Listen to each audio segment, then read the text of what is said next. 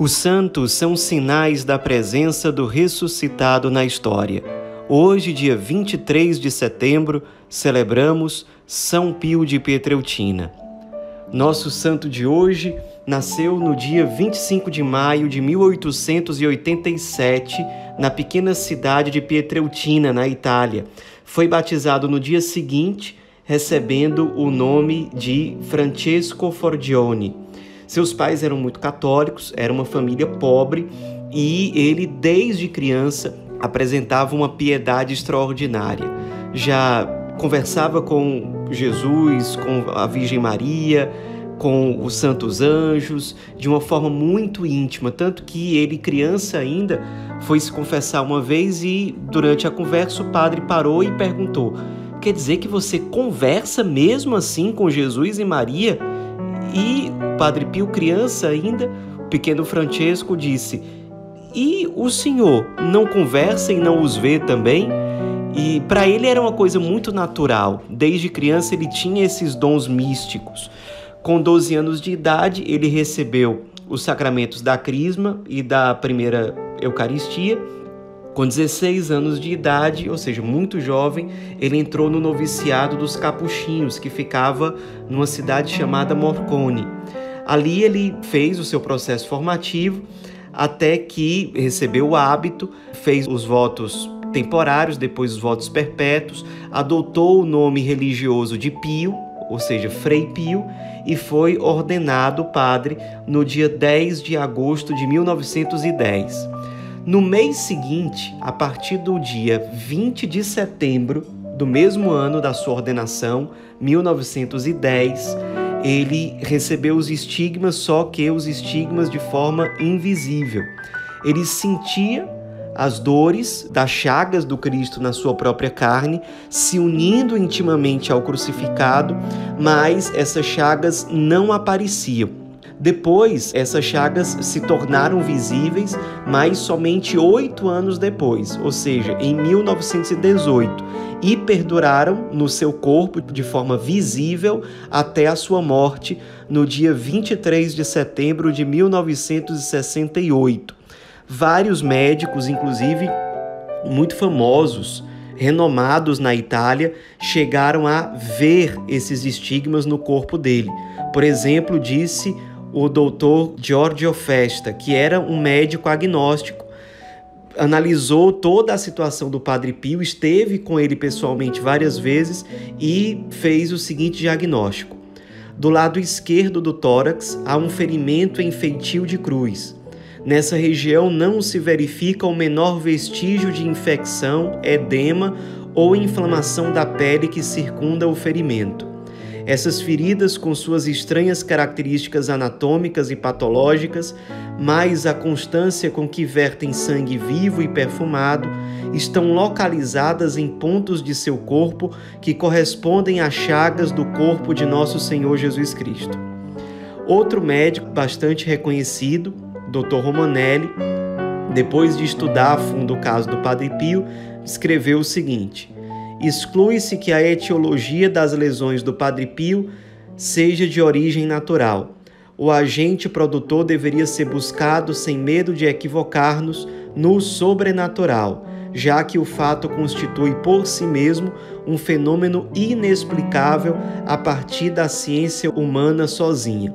Muitos desses médicos, à medida em que estudavam o caso do Padre Pio, iam se convertendo, iam tendo a graça da fé se abrindo dentro da sua alma, dentro do seu coração. Realmente era uma coisa extraordinária e o Padre Pio, portanto, logo depois da sua ordenação sacerdotal, ele passou a ter muita dor no corpo e ele realmente aproveitava esses momentos para se unir mais intimamente ao crucificado. E ele dizia, por exemplo, aos seus filhos espirituais: as almas custam sangue, ou seja, ele se ofertava inteiramente para se unir às dores do crucificado em prol da salvação das almas. Ele tinha uma profunda clareza disso. A igreja, depois de muito estudo, inclusive com esses exames médicos, científicos, chegou à conclusão de que, de fato, os estigmas eram verdadeiros. Uma comissão formada a pedido do Santo Padre, que era comandada por um cardeal chamado Dom Rafael Carlo Rossi, chegou à conclusão no dia 20 de junho de 1921, dizendo o seguinte: os estigmas do frade não só são reais, mas afetam uma personalidade equilibrada psicologicamente e espiritualmente. O que com certeza nos parece hoje afirmar é que os estigmas em questão e exame não são obra do diabo, nem um engano grosseiro, uma fraude, uma arte de um malvado ou um mal intencionado. E isto, se não nos enganamos, pode ser suficiente para tranquilizar a suprema autoridade eclesial diante do caso. Ou seja, a igreja, depois de muito estudo, viu que de fato se tratava de uma intervenção divina, que acompanhou o Padre Pio durante 50 anos praticamente.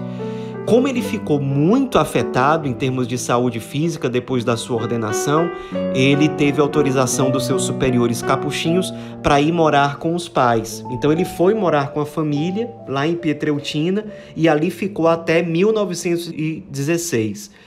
Não é que ele ficou bom das dores, das suas fraquezas físicas. Muitas vezes, inclusive, quando ele voltava para o convento, a coisa se agravava. E quando ele ia para a casa da família, não é que parava totalmente, mas ficava mais tranquilo. Depois desse tempo, desses anos, seus superiores decidiram que mesmo que ele não estivesse totalmente curado, que ele deveria voltar ao convento para viver bem a sua vocação. E aí ele, de forma obediente, volta para o convento e em pouco tempo ele passa a cativar o coração dos fiéis de forma geral. Ele era um sacerdote que dedicava muitas e muitas horas do seu dia, especialmente para a oração e para o sacramento da reconciliação. Ele passava realmente muitas horas do dia em oração, ia para a Capela do Santíssimo, em alguns momentos durante o dia, várias horas ao longo da noite. Quando celebrava a missa, muitas vezes suas chagas sangravam, e de tanto que ele se unia com o crucificado ali no seu sacrifício único e perfeito no altar, ele muitas vezes sangrava no altar, tinha êxtases, experiências místicas, de modo que a missa presidida por ele muitas vezes durava muito tempo, às vezes chegava a durar 2 horas ou até mais do que isso. Mesmo assim as pessoas iam porque viam aquele sacerdote experimentar o sacrifício eucarístico de uma forma muito viva, muito concreta, muito real, muito intensa. A missa era uma parte da sua vida espiritual, mas a vida espiritual dele também compreendia vários momentos de adoração ao Santíssimo, de oração pessoal, de oração das horas, oração comunitária junto com os outros frades e também muitos textos, muitos rosários rezados ao longo do dia. O próprio Padre Pio não tinha noção de quantos textos ele rezava ao longo do dia. Ele passava o dia quase todo com o rosário na mão, rezando sem parar, enquanto atendia a confissão, enquanto andava pelos corredores do convento, enquanto resolvia as questões do dia a dia, estava sempre com o rosário na mão, que ele chamava de a arma. Era a sua arma na luta contra o demônio pela salvação das almas. Então o rosário e a devoção à Santíssima Virgem o acompanhavam sempre. Era uma coisa que ele trazia desde a infância e foi se aprofundando ao longo da vida. Além disso, muitas horas dispensadas no confessionário. Ele realmente tinha o confessionário quase que como um segundo altar.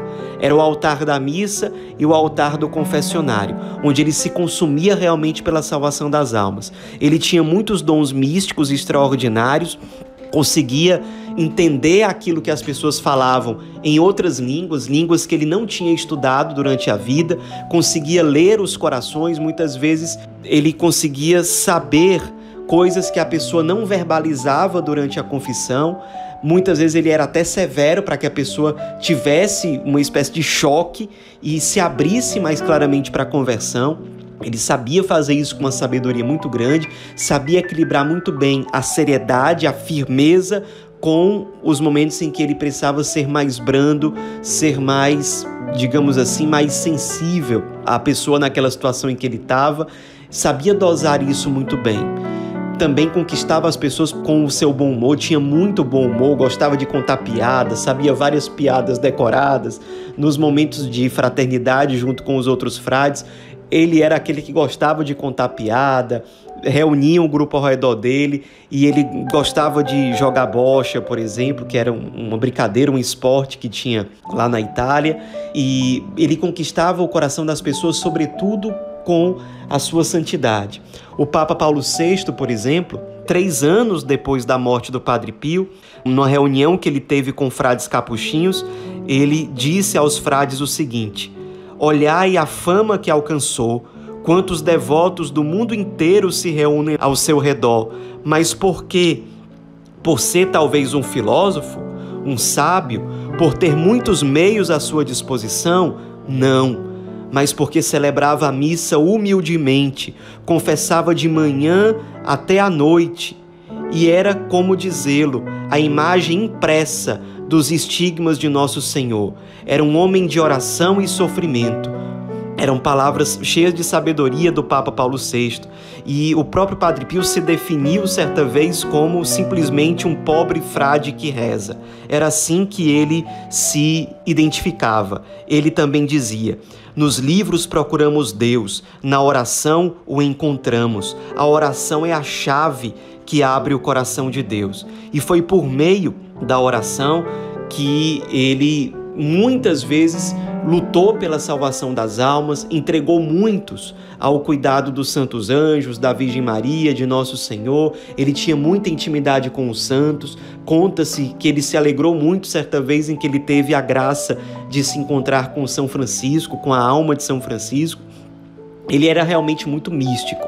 Isso carregava também uma cruz muito grande, porque não foram poucas vezes em que ele foi tentado pelo demônio, inclusive com sofrimentos físicos. Chegava a lutar contra o demônio. E ele se ofertava nesse combate espiritual e também físico pela salvação das almas, se ofertando, se consumindo realmente, não só pelos estigmas que trazia na sua própria carne, mas na oferta a cada segundo, seja na missa, seja no confessionário, seja na direção espiritual, nas inúmeras cartas que ele escrevia para os seus filhos, os seus dirigidos espirituais.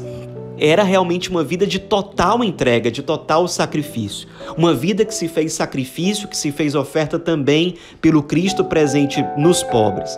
Ele claramente dizia que era preciso amar o Cristo presente nos pobres e nos doentes, que de certo modo servir aos pobres e doentes é servir o Cristo 2 vezes. Porque o Cristo está presente em todos os pobres e porque o Cristo está presente em todos aqueles que sofrem pela doença.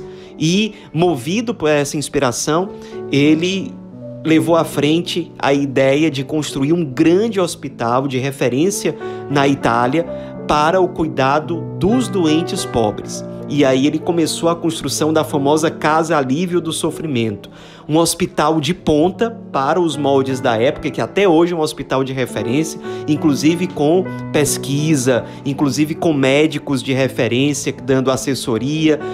Foi um movimento muito grande que o Padre Pio capitaneou para, pela providência divina, conseguir recursos de vários países. O Padre Pio nessa época já era conhecido por muitas pessoas de países da Europa, dos Estados Unidos, de vários lugares do mundo, iam para San Giovanni Rotondo, onde ficava o convento onde ele morou durante décadas até a morte, iam até San Giovanni Rotondo para se confessar com o Padre Pio, para participar da missa que ele presidia, para poder fazer direção espiritual com ele, simplesmente para vê-lo, porque se tratava de um santo vivo, um santo praticamente dos nossos dias, como muitos dizem, o São Francisco dos nossos dias. Então, como ele era muito conhecido e também tinham pessoas que o ajudavam muito nesse trabalho, médicos e outras pessoas, ele conseguiu muitos recursos, ele tinha muito zelo por esses recursos, ele dizia que era uma coisa sagrada, esses recursos só podiam ser usados realmente com os pobres,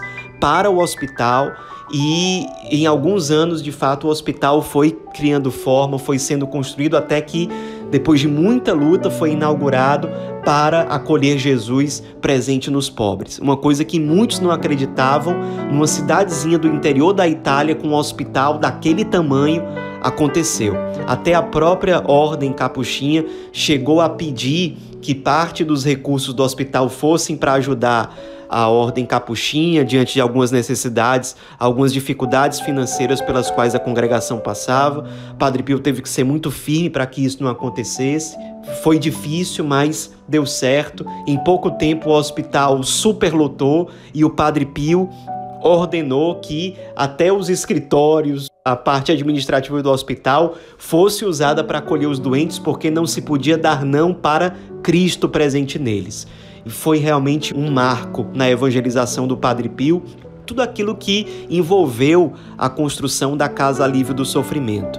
Além disso, o Padre Pio inspirou muitos e muitos a uma vida de oração intensa. Ele fundou vários grupos de oração, primeiro em San Giovanni Rotondo, depois se espalhando pela Itália, chegando até outros países da Europa, e hoje em dia existem grupos de oração dessa linha em vários países do mundo. Padre Pio ia acompanhando esses grupos de oração e à medida em que iam se multiplicando, ele ia acompanhando à distância. Mas muitos grupos de oração foram sendo formados sob inspiração do Padre Pio, sob a sua direção espiritual. As pessoas de fato se dedicando à oração, à penitência, ao serviço aos pobres, pela orientação do Padre Pio. Ele, como acontece com muitos santos, foi muito perseguido. Inventaram muitas calúnias, muitas mentiras em relação a ele, dizendo que ele estava se envolvendo com mulheres, que ele estava desviando recursos, muitas mentiras, dizendo que ele era um impostor, que os estigmas eram uma fraude. Isso fez com que a igreja tivesse que intervir.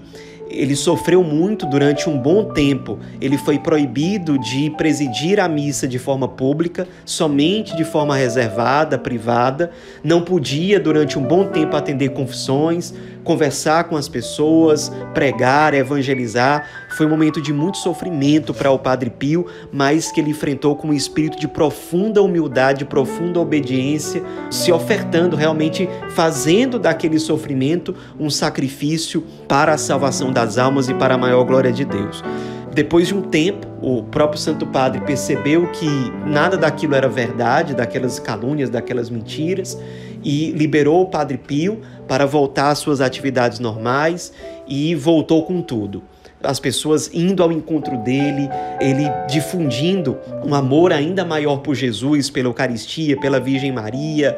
É muito conhecida a história de quando ele estava muito doente e quando a imagem de Nossa Senhora de Fátima chegou no helicóptero, ele apareceu na janelinha do convento e logo quando a imagem já estava saindo, ele disse para Nossa Senhora fazendo uma oração: "Mamãe, mas a senhora vai embora e vai deixar o seu filho doente assim?" Na mesma hora ele ficou curado daquela doença que já o acompanhava há muito tempo, que estava debilitando muito a saúde dele.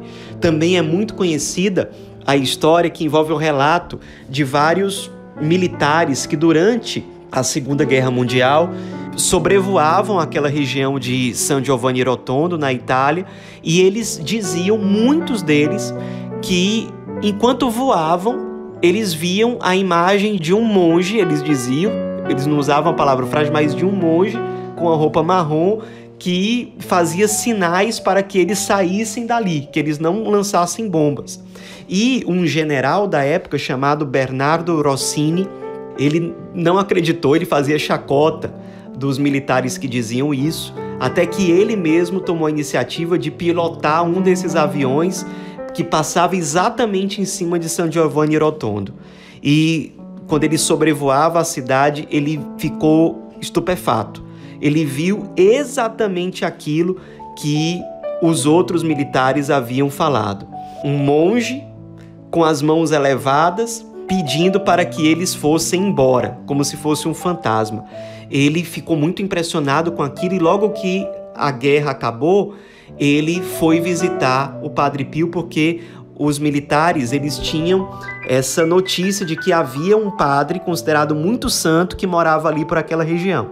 E aí ele foi conhecer o Padre Pio, se aproximou e o Padre Pio colocou a mão sobre o ombro dele dizendo: "Então era você que queria matar a todos nós?" E o general se ajoelhou diante do Padre Pio e o general Bernardo Rossini naquele momento se converteu ao catolicismo. Até então ele era protestante, mas diante daquele milagre, diante daquilo que ele viu, ele realmente se converteu. E muitos se converteram no contato com o Padre Pio. Agnósticos, ateus, muitos milagres aconteceram por intermédio do Padre Pio.